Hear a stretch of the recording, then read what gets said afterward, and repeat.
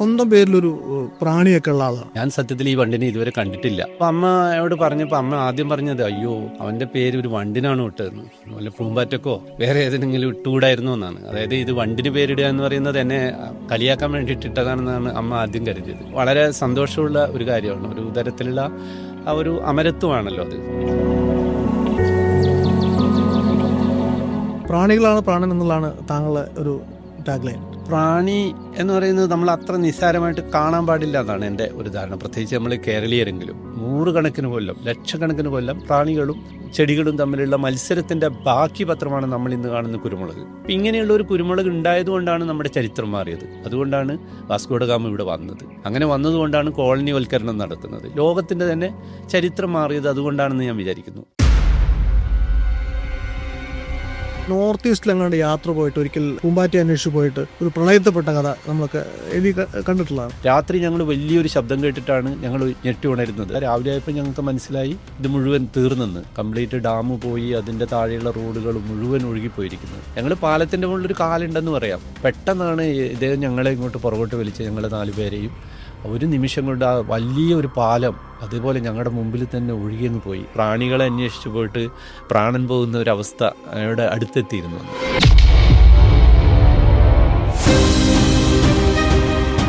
Scientific ടെമ്പറിനെ സാമൂഹിക പരിഷ്കരണത്തോടും പ്രാതിനിധ്യ ജനാധിപത്യത്തോടും ബന്ധപ്പെടുത്തുന്ന ഒരു ആസൂത്രിത മൂവ്മെന്റായിരുന്നു കേരളത്തിൽ പ്രബലമായിരുന്ന ശാസ്ത്ര സാഹിത്യ പരിഷത്ത്. അന്ധവിശ്വാസത്തോടും സ്യൂഡോ സയൻസിനോടും പോരാട്ടം പ്രഖ്യാപിച്ച അവരുടെ പ്രചാരണങ്ങളും പ്രസിദ്ധീകരണങ്ങളും ഒരു തലമുറയെ തന്നെ വലിയ തോതിൽ സ്വാധീനിച്ചിരുന്നു.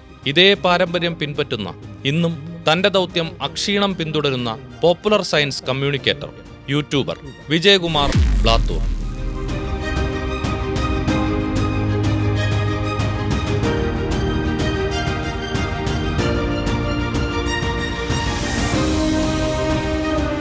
ഫാർമസിസ്റ്റ് എന്ന നിലയ്ക്ക് വളരെ സുദീർഘമായിട്ടുള്ള ഒരു കരിയറിന് ശേഷമാണ് യൂട്യൂബിലെ കണ്ടന്റ് ക്രിയേഷൻ തുടങ്ങുന്നത്. ഇപ്പോഴത്തെ പല ചെറുപ്പക്കാരും എത്തിപ്പെടാൻ ആഗ്രഹിക്കുന്ന ഒരു കരിയർ എന്നുള്ള നിലയ്ക്ക് എങ്ങനെയാണ് അതിൻ്റെ ഒരു സാങ്കേതികത്വവും അതിൻ്റെ കാര്യങ്ങളൊക്കെ പഠിച്ചെടുക്കുന്നത്?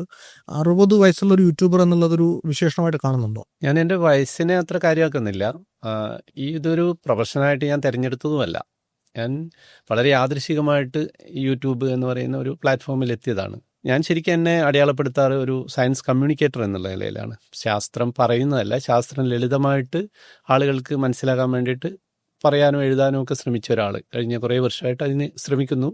കുറച്ചൊക്കെ വിജയിച്ചിട്ടുണ്ടാകാം. അപ്പോൾ സയൻസ് കുറച്ച് ഹാർഡായിട്ടാണ് പലപ്പോഴും നമുക്ക് കിട്ടുക. സയൻസ് കുറേ കൂടി ലളിതമാക്കുക എന്നുള്ളതാണ് ഏറ്റവും പ്രധാനപ്പെട്ട ഒരു സയൻറ്റിഫിക് ടെമ്പർ സൊസൈറ്റിയിൽ ഉണ്ടാക്കാൻ വേണ്ടി വേണ്ടതെന്നാണ് ഞാൻ കരുതുന്നത്. അപ്പോൾ അതിനു വേണ്ടിയിട്ടുള്ള പരിശ്രമിക്കുന്ന ഒരു സംഘടന ശാസ്ത്ര സാഹിത്യ പരിഷത്ത് എന്നൊക്കെ പറയുന്നത്, ആ ഒരു സംഘടനയിൽ കഴിഞ്ഞ് 10-35 വർഷമായിട്ട് അതിൻ്റെ ഭാഗമായിട്ട് പ്രവർത്തിക്കുകയായിരുന്നു. അപ്പോൾ അതിലെ ശാസ്ത്ര കേരളം എന്നൊക്കെ പറയുന്ന മാസികയുടെ എഡിറ്റോറിയലിൽ, ലൂക്ക എന്ന് പറയുന്ന ഓൺലൈൻ പോർട്ടലിലൊക്കെ ഞാൻ എഴുതിക്കൊണ്ടിരിക്കുകയായിരുന്നു. അതിൻ്റെ ഇടയിൽ വളരെ യാദൃശികമായിട്ട് ഒരു സമയം എത്തിയപ്പോൾ നമ്മുടെ കോവിഡിൻ്റെയൊക്കെ ശേഷം 2019 ശേഷമൊക്കെ ഒരു യൂട്യൂബിലേക്ക് ആളുകൾ, അതായത് ഇതുപോലുള്ള ഒരു പ്ലാറ്റ്ഫോമുകളിൽ കൂടുതൽ സമയം മലയാളികൾ ചെലവഴിക്കുന്നതായിട്ട് ശ്രദ്ധിക്കപ്പെട്ടു. കൂടെ തന്നെ എൻ്റെ പല സുഹൃത്തുക്കളും ഈ യൂട്യൂബിൽ ഉള്ള കണ്ടന്റുകളുടെ ഒരു സാധ്യതകളെ പറ്റിയിട്ട് പറയുകയും ചെയ്തു. അതിൽ പ്രധാനമായിട്ടുള്ള ജൂലിയസ് മാനുവലൊക്കെയാണ്.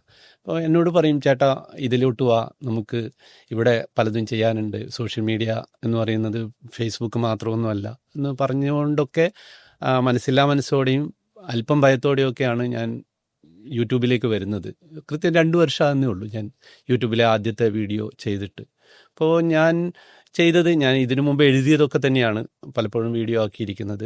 അപ്പോൾ അതിൽ എനിക്കൊരു ഇഷ്ടം, കൂടുതൽ പറയാനുള്ള ഇഷ്ടമുള്ള ഒരു കണ്ടന്റ് എന്നുള്ള രീതിയിൽ ജീവികളെയും പ്രാണികളെയും ഒക്കെ പറ്റി പറയാൻ ശ്രമിച്ചു. കൂടെ എൻ്റെ ആത്യന്തികമായിട്ടുള്ള ഇഷ്ടം സയൻസ് പറയുക എന്നുള്ളതാണ്. അതിനൊരു വിഷയമായിട്ടിത് തിരഞ്ഞെടുത്തു എന്ന് മാത്രമേ ഉള്ളൂ.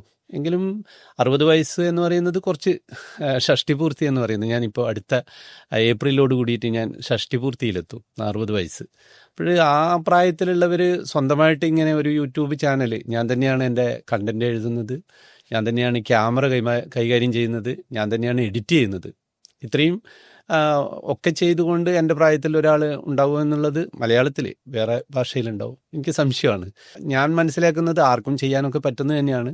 കൂടുതൽ ആളുകൾ സയൻസ് ഇതേപോലെ പറയാനുള്ള മറ്റ് എൻ്റർടൈൻമെൻറ്റ് വേണ്ടി മാത്രമല്ലാതെയും ഇതുപോലെയുള്ള പ്ലാറ്റ്ഫോമുകൾ ഉപയോഗിക്കണം എന്നാണ് ഞാൻ വിചാരിക്കുന്നത്. അതിന് വലിയ സാധ്യതയുണ്ട്.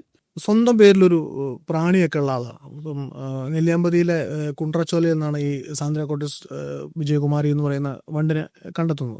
ഈ ഒരു ആദരം താങ്കൾ ഉണ്ടാക്കുന്ന ഒരു വികാരം അതാണ്. എങ്ങനെയാണ് ഈ കണ്ടെത്തൽ നടന്നത്? നമുക്കറിയാം, ഈ എല്ലാ ജീവികൾക്കും ഒരു സയൻറ്റിഫിക് നെയിം ഉണ്ടാവുമല്ലോ, ശാസ്ത്രനാമം. അതിൽ ഒരു ജീനസ് പാർട്ടും ഒരു സ്പീഷീസ് പാർട്ടും. അപ്പോൾ ജീനസ് പാർട്ട് ഓൾറെഡി ഉള്ളതാണ് സാന്ദ്ര കോട്ടസ് എന്നുള്ളത്. പുതുതായിട്ട് കണ്ടെത്തിയ ഒരു വണ്ടിന് എൻ്റെ പേര് നൽകി, വിജയകുമാർ എന്ന് നൽകി. അതിനെ ലാറ്റിനീകരിച്ചപ്പോൾ അതിൻ്റെ കൂടെ ഒരു ഐ കൂടി ചേർത്ത് വിജയകുമാർ ഐ എന്ന് ആക്കി, സാന്ദ്ര കോട്ടസ് വിജയകുമാർ ഐ. അത് ഞാൻ കണ്ടെത്തിയതല്ല. ഞാൻ സത്യത്തിൽ ഈ വണ്ടിനെ ഇതുവരെ കണ്ടിട്ടില്ല. അത് 2018 നമ്മുടെ പ്രളയം സംഭവിച്ചപ്പോൾ നെല്ലിയാമ്പതിയിലൊക്കെ ഉണ്ടായിരുന്ന ബയോഡൈവേഴ്സിറ്റി ലോസ്റ്റ് അതെത്രമാത്രം തീവ്രമാണ്, അവിടെ സസ്യജാലങ്ങളും മറ്റ് ജീവജാലങ്ങളിലും ഒക്കെ എത്രമാത്രം അതിൻ്റെ ഇമ്പാക്റ്റ് ഉണ്ടായി എന്നത് അറിയാൻ വേണ്ടിയിട്ട് കേരള സർക്കാർ ബയോഡൈവേഴ്സിറ്റി ബോർഡിൻ്റെ സഹായത്തോടു കൂടിയിട്ട് വിദഗ്ധന്മാരെ ഉപയോഗിച്ചുകൊണ്ടൊരു സർവേ നടത്തി. ആ സർവേക്കുള്ള അതിൻ്റെ ഹെഡായിട്ട് തീരുമാനിച്ചത് വിക്ടോറിയ കോളേജിലെ ഡോക്ടർ സുരേഷ് കുട്ടിയായിരുന്നു. അദ്ദേഹം അവിടുത്തെ സസ്യശാസ്ത്ര വിഭാഗത്തിലെ അധ്യാപകനാണ്. അദ്ദേഹത്തിൻ്റെ കൂടെ റിസർച്ച് ചെയ്യുന്നവരും ഒക്കെ ആയിട്ടുള്ള കുറേ ആൾക്കാരായിരുന്നു, കാലിക്കറ്റ് യൂണിവേഴ്സിറ്റിയിലൊക്കെ ഉള്ള ആൾക്കാരായിരുന്നു അന്ന് ആ സർവേയിൽ പങ്കെടുത്ത്. അവർ യാദൃശികമായിട്ട് ഈ സീതാർകുണ്ടിലും അതുപോലെ അതിൻ്റെ മുകളിലുള്ള നെല്ലിയാമ്പതിയിലും ഒക്കെ പരിശോധിക്കുന്നതിൻ്റെ ഇടയിലാണ് ഈ ഒരു കുഴിയിൽ നിന്നൊരു വണ്ടിനെ കിട്ടുന്നത്. കുറച്ച് സാമ്പിളുകൾ കിട്ടി. അതിനവർ പുതുതായിട്ടുള്ള ഇതുവരെ പഠിച്ചിട്ട് തിരിച്ചറിഞ്ഞതിൽ പെട്ടതല്ല എന്ന് അതിൻ്റെ പാറ്റേണുകളൊക്കെ മനസ്സിലാക്കിയിട്ടുണ്ട്. ഒരു ആനന്ദമാണ് അതിനെ ആദ്യം കണ്ടത്. അദ്ദേഹമാണ് അതിനെ ഇത് പുതിയതാണ് എന്നുള്ള ഒരു സാധ്യതകളിലേക്ക് പോയത്. പിന്നീട് അതിൻ്റെ പഠനം നടത്തുകയും അത് പുതുതാണെന്ന് തീരുമാനിക്കപ്പെടുകയും ചെയ്തു. 1916 ആദ്യമായിട്ട് ഈ ഇത്തരത്തിലൊരു ഡൈവിംഗ് ബീറ്റിലിനെ ഇന്ത്യയിൽ നിന്ന് കണ്ടെത്തി. അതിന് സാന്ദ്ര കോട്ടസ് എന്ന ജീനസ് നാമം നൽകിയത്. സാന്ദ്ര കോട്ടസ് എന്ന് പറഞ്ഞു കഴിഞ്ഞാൽ ചന്ദ്രഗുപ്തൻ എന്നാണ്. നമ്മൾ പുരുഷോത്തമന് പോറസ് എന്ന് ലാറ്റിനിലാക്കുന്നത് പോലെ ചന്ദ്രഗുപ്തൻ എന്നുള്ളതിൻ്റെ ആണ് സാന്ദ്ര കോട്ടസ് എന്ന് ലാറ്റിനിലാക്കിയത്. അപ്പോൾ ആ പേരിൽ ഒരു പുതിയ വണ്ടിനെ കൂടി ഉണ്ടാക്കി അതിനെ ചേർത്തു. അതിന് പേര് നൽകുമ്പോൾ, അത് ത്രെട്ടൻഡ് ആക്സ എന്ന് പറയുന്ന ഒരു സയൻറ്റിഫിക് ജേർണലിൽ പബ്ലിഷ് ചെയ്യുമ്പോൾ അവർക്ക് അതിൻ്റെ പേരിടാനുള്ള റൈറ്റ് അവർക്കാണ്. അപ്പോൾ അവർ പേരിടുമ്പോൾ നമുക്കറിയാം പല വിധത്തിൽ പേരിടാറുണ്ട്. സ്ഥലങ്ങളുടെ ഇടാറുണ്ട്, വ്യക്തികളോടുള്ള ആദരവായിട്ട് ചേർക്കാറുണ്ട്. അങ്ങനെ എന്നോടുള്ള ഇഷ്ടം, ഞാൻ കുറേ വർഷമായിട്ട് ഈ പ്രാണികളെയൊക്കെ ആൾക്കാർക്ക് അതിനൊരു ഇഷ്ടം തോന്നിപ്പിക്കാൻ വേണ്ടിയിട്ട് എഴുതിക്കൊണ്ടിരുന്നതിനോടുള്ള ഇഷ്ടം കൊണ്ട് എൻ്റെ പേര് അവർക്ക് ഓർമ്മ വന്നായിരിക്കാം, അല്ലെങ്കിൽ എന്നോടുള്ള ഇഷ്ടം കൊണ്ടായിരിക്കാം എൻ്റെ പേര് അതിൻ്റെ സ്പീഷീസ് നാമമായിട്ട് തിരഞ്ഞെടുത്ത് അവർ അത് ചേർക്ക് ചെയ്ത്. പക്ഷെ ഞാനത് അറിഞ്ഞിട്ടില്ലായിരുന്നു, എന്നോട് പറഞ്ഞിട്ടുമില്ലായിരുന്നു. എനിക്കൊരു സർപ്രൈസായിട്ട് ഒരു ദിവസം രാത്രി ഡോക്ടർ സുരേഷ് കുട്ടി എന്നെ വിളിക്കുകയത്, നാളെ രാവിലെ ഒരു സർപ്രൈസ് തരുന്നുണ്ട്. അപ്പോഴും ഞാൻ ഒരിക്കലും കരുതിയിട്ടില്ല എൻ്റെ പേരിൽ അങ്ങനെ ഒരു വണ്ടൊക്കെ അല്ലെങ്കിൽ ഒരു ജീവിക്ക് പേരിടുമെന്നൊന്നും ഒരിക്കലും ഞാൻ കരുതുന്നില്ല. വേറെ എനിക്ക് എന്തോ ഒരു സന്തോഷമുള്ള വാർത്ത ഉണ്ടാവുമെന്ന് കരുതിയിരുന്നു. അപ്പോഴന്ന് പിറ്റേന്ന് രാവിലെ പത്രം വന്നപ്പോഴാണ് മാതൃഭൂമിയിൽ ഒക്കെ ഈ വാർത്ത ഒരു കൗതുക വാർത്തയായിട്ട് കൊടുത്തിരിക്കുകയായിരുന്നു. അപ്പോൾ അത് കണ്ടിട്ടാണ് ഞാൻ ശരിക്കും അറിയുന്നത് ഇങ്ങനെ ഒരു ജീവിക്ക് എൻ്റെ പേര്. അന്ന് അവരുടെ പേപ്പർ പബ്ലിഷ് ചെയ്തതിൻ്റെ പിറ്റേ ദിവസം തന്നെ അവർ പത്രത്തിൽ കൊടുത്ത. അപ്പോൾ കൗതുകരം എന്ന് പറയാവുന്ന അതിൽ രസകരമായിട്ടുള്ളൊരു കാര്യമുള്ളത്, ഈ പേരിട്ട് എൻ്റെ അനിയൻ ഒക്കെ ഇത് പത്രത്തിൽ കണ്ട് എൻ്റെ അമ്മയെ ഇത് പറയാൻ വേണ്ടിയിട്ട് അമ്മയുടെ അടുത്തേക്ക് പോയി. അതായത് ഏട്ടൻ്റെ പേരിലൊരു വണ്ടിന് ഏട്ടൻ്റെ പേര് കൊടുത്തിട്ടുണ്ട്. അപ്പോൾ അമ്മക്ക് നല്ല വയസ്സുണ്ട്. അമ്മ 92 വയസ്സ്, 93 വയസ്സൊക്കെയാണ് അപ്പോൾ അമ്മയോട് പറഞ്ഞപ്പോൾ അമ്മ ആദ്യം പറഞ്ഞത്, അയ്യോ അവൻ്റെ പേര് ഒരു വണ്ടിനാണ് ഇട്ടതെന്ന്, വല്ല പൂമ്പാറ്റക്കോ വേറെ ഏതെങ്കിലും ഇട്ടുകൂടായിരുന്നു എന്നാണ്. അതായത് ഇത് വണ്ടിന് പേരിടുക എന്ന് പറയുന്നത് എന്നെ കളിയാക്കാൻ വേണ്ടിയിട്ട് ഇട്ടതാണെന്നാണ് അമ്മ ആദ്യം കരുതിയത്. എങ്കിലും ഇത് വളരെ സന്തോഷമുള്ള ഒരു കാര്യമാണ്. ഒരു തരത്തിലുള്ള ആ ഒരു അമരത്വമാണല്ലോ അത്. നമ്മളൊരു ജീവിയുടെ പേരിൽ നമ്മൾ അറിയപ്പെടുക എന്നുള്ളത് ഒരു കൗതുകകരമായിട്ടുള്ള കാര്യം മാത്രമല്ല, എപ്പോഴും നമ്മുടെ പേരിൽ എപ്പോഴും അടയാളപ്പെടുത്തുന്ന ഒരു ജീവി ഉണ്ടാകുക എന്നൊക്കെ പറയുന്നത് എനിക്കിഷ്ടമുള്ള ജീവി കൂടിയായതുകൊണ്ട്, പ്രാണികളിൽ പെട്ട ഒന്നിൻ്റെ പേരിൽ എന്നെ അറിയപ്പെടുക, അല്ലെങ്കിൽ ഞാൻ അതിലൂടെ കുറേ കാലത്തേക്കെങ്കിലും ഇത് പഠിക്കുന്ന എൻ്റമോളജിയൊക്കെ പഠിക്കുന്ന കുട്ടികൾ എൻ്റെ പേര് ഓർക്കും എന്നുള്ളത് സന്തോഷമുള്ള കാര്യം. മനുഷ്യരിൽ പലർക്കും പ്രാണികളോട് അറപ്പ് പോലും ഉണ്ടാവാറുണ്ട്. ദേഹത്ത് വന്ന് പെട്ടാലൊക്കെ വലിയ അസ്വസ്ഥതകൾ കാണിക്കാറുണ്ട്. പക്ഷേ പ്രാണികളാണ് പ്രാണൻ എന്നുള്ളതാണ് താങ്കളുടെ ഒരു ടാഗ് ലൈൻ. എങ്ങനെയാണ് ഈ ഒരു ക്യൂരിയോസിറ്റിയിലോട്ട് എത്തുന്നത്? പ്രാണി എന്ന് പറയുന്നത് നമ്മൾ അത്ര നിസ്സാരമായിട്ട് കാണാൻ പാടില്ല എന്നാണ് എൻ്റെ ഒരു ധാരണ. പ്രത്യേകിച്ച് നമ്മൾ കേരളീയരെങ്കിലും നമ്മളെ സംബന്ധിച്ചിടത്തോളം നമ്മുടെ ചരിത്രം, ഇന്ത്യയുടെ ചരിത്രം അല്ല ലോകത്തിൻ്റെ ചരിത്രം തന്നെ മാറ്റിമറിച്ചതാണ് വാസ്കോഡ ഗാമയുടെ നമ്മുടെ കാപ്പാട് അല്ലെങ്കിൽ കോഴിക്കോടേക്കുള്ള വരവ്. ഞാൻ പലപ്പോഴും ആലോചിച്ചത് എന്തിനായിരുന്നു വാസ്കോഡ ഗാമ ഇവിടത്തേക്ക് വന്നതെന്ന് ഉള്ളതല്ല. അതിന് കാരണം നമുക്കറിയാം, കുരുമുളക് അന്വേഷിച്ചിട്ടാണ്, അല്ലെങ്കിൽ സ്പൈസസ് അന്വേഷിച്ചിട്ടാണ്. യൂറോപ്യന്മാർക്ക് സ്പൈസസ് കിട്ടുന്നത് ഈ മലബാറിലെ ഒരു തീരത്ത് നിന്നാണെന്ന് അറിയാം. എത്രയോ നൂറ്റാണ്ടുകൾ ആയിട്ട് അത് യൂറോപ്പിൽ എത്തുന്നുണ്ട് പല വഴിയിലൂടെ. അതിൽ പ്രധാനമായിട്ട് അറബികൾ വഴിയാണ് എത്തുന്നത്. അവർ കൊണ്ടുപോയതിനുകൊണ്ട് നമ്മൾ അറബിക്കടൽ എന്ന് വിളിക്കുന്നു. പക്ഷേ ആ ഒരു റൂട്ട് അറിയാതാണ് അവരെ സംബന്ധിച്ചിടത്തോളം ഏറ്റവും പ്രധാനമായിട്ടുള്ള ഒരു പ്രശ്നമായിട്ടുണ്ടായിരുന്നു. വലിയ തോതിലുള്ള സാമ്പത്തികമായിട്ടുള്ള ലാഭം എടുക്കുന്നുണ്ട് അറബികൾ എന്നുള്ളത് അവർക്കറിയാം. ഇത് അത്ര വലിയ വിലയിൽ അല്ല വാങ്ങിക്കൊണ്ടുവരുന്നത്, ചെറിയ വിലയിൽ എവിടുന്നോ സംഘടിപ്പിച്ചു കൊണ്ടുവന്നിട്ട് യൂറോപ്പിലെത്തുന്നത്. യൂറോപ്പുകാർ ഇത് ഉപയോഗിച്ചിരുന്നത് എന്തിനായിരുന്നു എന്നുള്ളത് ഞാൻ ചെറുപ്പത്തിൽ പഠിച്ചത്, അത് ഇതിന് കുരുമുളകിന് ബാക്ടീരിയകളെ കൊല്ലാനുള്ള കഴിവുണ്ട്, അതുകൊണ്ട് ഇറച്ചിയൊക്കെ കേടുവരാതിരിക്കാൻ വേണ്ടിയിട്ടൊക്കെ ആയിരിക്കും എന്ന് തന്നെയാണ് ഞാൻ വിചാരിച്ചിരുന്നത്. വളരെ കാലം അങ്ങനെയാണ്. സത്യത്തിൽ അങ്ങനെയൊന്നുമല്ല. ഇറച്ചി കേട് ആകാതിരിക്കാൻ വേണ്ടിയിട്ട് ഇത്രയും വില പിടിച്ച ഒരു പ്രിസർവേറ്റീവ് ഒന്നും ഉപയോഗിക്കാൻ അന്ന് പറ്റില്ല. അതായത് 1 കിലോ ഇറച്ചിക്ക് പ്രിസർവ് ചെയ്യണമെങ്കിൽ വലിയ അളവിലുള്ള കുരുമുളക് വേണം. അത്രക്കൊന്നും നമ്മൾ ഇത്രയും വില കൊടുത്തിട്ടൊന്നും കുരുമുളക് ഉപയോഗിച്ചിട്ടില്ല. അത് ശരിക്കും ടേസ്റ്റിന് വേണ്ടി തന്നെയാണ് അവർ ഉപയോഗിച്ചിരുന്നത്. വളരെ വലിയ ഫീസ്റ്റുകളൊക്കെ നടത്തുമ്പോൾ ഈ ഇത്തരത്തിലുള്ള സ്പൈസസ് ഉപയോഗിക്കുന്നത്. പക്ഷേ ഇതിനോടുള്ള അമിതമായിട്ടുള്ള ആസക്തി തന്നെ ഉണ്ടായിരുന്നു ആ ഒരു കാലത്ത്. അതിനു വേണ്ടിയിട്ട് ഇത്രയധികം ചെലവഴിക്കുമ്പോൾ നമ്മുടെ കേരളത്തിൽ നിന്നാണ് കിട്ടുന്നതെന്ന് കണ്ടുപിടിക്കുകയും അല്ലെങ്കിൽ മലബാറിൽ നിന്ന് കിട്ടുന്നതെന്ന് മനസ്സിലാക്കുകയും അവിടത്തേക്ക് ഇവർ യാത്രകൾ സംഘടിപ്പിക്കുകയും ചെയ്യുകയാണല്ലോ. അതിനു വേണ്ടിയിട്ട് നടത്തിയതിൽ വിജയിച്ച ഒരാളാണ് വാസ്കോഡ ഗാമ. പക്ഷേ ഈ വാസ്കോഡ ഗാമ വന്നതല്ല എൻ്റെ വിഷയം. എന്തുകൊണ്ടാണ് നമുക്ക് മാത്രം ഇങ്ങനെ ഈ ഇത്രയും നല്ല ഗുണമുള്ള ഏറ്റവും സ്പൈസി ആയിട്ടുള്ള അല്ലെങ്കിൽ അങ്ങനെയുള്ള സാധനങ്ങൾ, കുരുമുളകായാലും ഇതൊക്കെ ഉണ്ടായത്, ചുക്കൊക്കെ ഉണ്ടായത് എന്നുള്ളതായിരുന്നു ഞാൻ ചിന്തിച്ചത്. അതിനുള്ളൊരു കാരണം, ലോകത്ത് ഇതേപോലെ മഴ പെയ്യുന്ന സ്ഥലങ്ങളൊക്കെ ഉണ്ടാകാം, പക്ഷേ നമ്മുടെ ഒരു ഭൂപ്രകൃതി എന്ന് പറയുന്നത് അത്ഭുതകരമായിട്ടുള്ള ഒരു ഭൂപ്രകൃതിയാണ്. ഇവിടെ ഉണ്ടാകുന്ന മഴ, മൺസൂൺ എന്ന് പറയുന്നത് നമുക്ക് മാത്രമുള്ളതാണ്. ലോകത്ത് തന്നെ നമുക്ക് മാത്രമേ ഉള്ളൂ മൺസൂൺ. കൃത്യമായിട്ടുള്ള ദിവസങ്ങളിൽ മഴയെത്തുന്നു, അത് മാസങ്ങളോളം നിലനിൽക്കുന്നു. അപ്പോൾ അങ്ങനെ ഉണ്ടാകുന്ന ഒരു പ്രത്യേക സാഹചര്യങ്ങളിൽ ലക്ഷക്കണക്കിന് വർഷമായിട്ട് ഇവിടെയുള്ള പ്രാണികളും ചെടികളും തമ്മിൽ ഒരു മത്സരം നടക്കുകയാണ്. ചെടികളെ തിന്നാൻ വേണ്ടിയിട്ട് പ്രാണികൾ അവയുടെ പുഴുക്കളും ഒക്കെ ശ്രമിച്ചുകൊണ്ടിരിക്കും. അപ്പോൾ അതിനെതിരെ ചിലപ്പോഴും ഈ പുഴുക്കളുടെ തിന്നിട്ട് ചില സസ്യങ്ങൾ പൂർണ്ണമായിട്ട് ഇല്ലാതായി പോയിട്ടുണ്ടാവും. നമ്മൾ ഇന്ന് കാണുന്നൊന്നുമല്ല, എത്രയോ സസ്യവർഗ്ഗങ്ങൾ ഈ കേരളത്തിൽ നിന്ന് തന്നെ ഇല്ലാതായിട്ടുണ്ടാവും. അപ്പോൾ അതിനെതിരെ പ്രതിരോധം എന്നുള്ള നിലയിൽ വളരെ യാദൃശ്ചികമായിട്ട് അവയിലുണ്ടായിരിക്കുന്ന ചില മ്യൂട്ടേഷനുകൾ കൊണ്ടോ സംഭവിച്ച യാദൃശ്ചികതകളാണ് ചില തരത്തിലുള്ള വിഷാംശങ്ങൾ, അതായത് ഈ പ്രാണികളുടെ പുഴുക്കളെ റിപ്പൽ ചെയ്യുന്ന ചില ഘടകങ്ങൾ ഉണ്ടായതാണ് നമ്മൾ ഇന്ന് പറയുന്ന സ്പൈസസ്. അല്ലാതെ പ്രത്യേകിച്ചിട്ടൊന്നുമല്ല. അങ്ങനെ അതിന് പല പ്രാവശ്യം അങ്ങോട്ടും ഇങ്ങോട്ടും ഉണ്ടായ മത്സരം, ലക്ഷക്കണക്കിന് കൊല്ലം പ്രാണികളും ചെടികളും തമ്മിലുള്ള മത്സരത്തിൻ്റെ ബാക്കി പത്രമാണ് നമ്മൾ ഇന്ന് കാണുന്ന കുരുമുളക്. അപ്പോൾ ഇത് നടന്നത് ഇവിടെ ഇത്രയധികം പ്രാണികളുള്ളതും കൊണ്ടാണ്. അതായത് ഇത്രയധികം പ്രാണികളും സസ്യങ്ങളും ഉള്ളത് കൊണ്ടാണ് കേരളത്തിൽ കുരുമുളക് ഉണ്ടായത്. അല്ലെങ്കിൽ നമ്മുടെ ഇതേപോലെ ഒരു കുരുമുളക് ഉണ്ടായില്ലായിരുന്നു. അപ്പം ഇങ്ങനെയുള്ള ഒരു കുരുമുളക് ഉണ്ടായതുകൊണ്ടാണ് നമ്മുടെ ചരിത്രം മാറിയത്. അതുകൊണ്ടാണ് വാസ്കോഡ ഗാമ ഇവിടെ വന്നത്. അങ്ങനെ വന്നതുകൊണ്ടാണ് കോളനിവൽക്കരണം നടക്കുന്നത്. ലോകത്തിൻ്റെ തന്നെ ചരിത്രം മാറിയത് അതുകൊണ്ടാണെന്ന് ഞാൻ വിചാരിക്കുന്നു. അപ്പോൾ അങ്ങനെയുള്ള ഒരു പ്രത്യേകതയുള്ള പ്രാണികളുള്ള ഒരു സ്ഥലത്ത് ജീവിച്ചിട്ട് ഏറ്റവും കുറച്ച് പ്രാണികളെ പറ്റി മാത്രം അറിഞ്ഞുകൊണ്ട് ജീവിച്ച് മരിച്ചു പോകുക എന്നുള്ളത് ഒരു ശരിയല്ല എന്ന് എനിക്ക് തോന്നി. നമുക്കറിയുന്ന ആകെയുള്ളത് കുറച്ച് പ്രാണികളെയാണ്. പൂമ്പാറ്റ, തുമ്പി, അത് കഴിഞ്ഞാൽ നമുക്ക് തേൻ കിട്ടുന്നതുകൊണ്ട് തേനീച്ച, ശല്യക്കാരായിട്ടുള്ള കൊതുകും പാറ്റയും മൂട്ടയും ഒക്കെ തീർന്നു. നമ്മുടെ പ്രാണി അറിവുകൾ ഇത്രയിൽ ഒരു സാധാരണക്കാരനെ സംബന്ധിച്ചിടത്തോളം പ്രാണി എന്ന് പറയുന്നത് ഇതാണ്. ഇതിൽ തന്നെ പലതിനോട് നമുക്ക് എൻഡോമോഫോബിയ ഉണ്ട്. അതായത് ഒരു കൂറ നമ്മുടെ ദേഹത്ത് വന്നു കഴിഞ്ഞാൽ നമ്മൾ വല്ലാതെ വലിയ ധൈര്യശാലിയാണെങ്കിലും ഒരു കൂറ പാറി ദേഹത്ത് വീണ് കഴിഞ്ഞാൽ ചാടുന്നവരാണ് പലരും.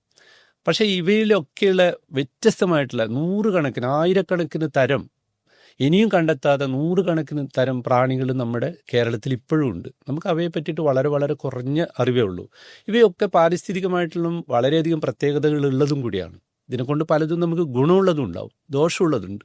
പക്ഷേ ദോഷമുള്ളതിന് മുഴുവൻ നമ്മൾ പെസ്റ്റുകളെന്ന് വിളിച്ച് നമ്മൾ അവയെ മുഴുവൻ കൊല്ലാൻ വേണ്ടിയിട്ടുള്ള ശ്രമം മാത്രം നടത്തുകയാണ്. കൃഷിക്ക് വലിയ ഉപദ്രവം ചെയ്യുന്നവരുണ്ടെങ്കിൽ അതിന് മാത്രം. അല്ലാതെ നമുക്ക് പരസ്പര ബന്ധപ്പെട്ട് നിൽക്കുന്ന വലിയൊരു ചങ്ങല, ഒരു എക്കോസിസ്റ്റത്തിൻ്റെ ഒക്കെ ഭാഗം കൂടിയാണ് പ്രാണികൾ. അപ്പോൾ അവയെ പറ്റിയിട്ട് കൂടുതൽ അറിയണമെന്നുള്ള ഒരു താല്പര്യത്തിലാണ് ഞാൻ പ്രാണിയെ കൂടുതലായിട്ട് ശ്രദ്ധിക്കാൻ തുടങ്ങിയത്. നമുക്ക് മൃഗങ്ങളെക്കുറിച്ച് ഒരുപാട് തെറ്റിദ്ധാരണകളുണ്ട്. ഇപ്പം മുള്ളം പന്നി മുള്ളു തെറിപ്പിക്കും, അല്ലെങ്കിൽ ഉടുമ്പിനെ മേലെ കയറ് കെട്ടിയിട്ട് എവിടെയെങ്കിലും വലിച്ചെറിഞ്ഞാൽ ഇപ്പം മലയുടെ മുകളിൽ കയറാം, അല്ലെങ്കിൽ ഓന്ത് എന്ത് നിറവും എടുക്കും, കഴുതയ്ക്ക് ബുദ്ധിയില്ല, ഇങ്ങനെ പല തെറ്റിദ്ധാരണകളും ഉണ്ടെന്ന് ഞങ്ങൾ പറഞ്ഞിട്ടുണ്ട്. സാധാരണക്കാരായ ഞങ്ങളെ സംബന്ധിച്ചിടത്തോളം ഇതൊക്കെ റെവലേഷൻസ് ആണ്. അപ്പം എന്താണ് ഇതിൻ്റെ ഒരു വാസ്തവം?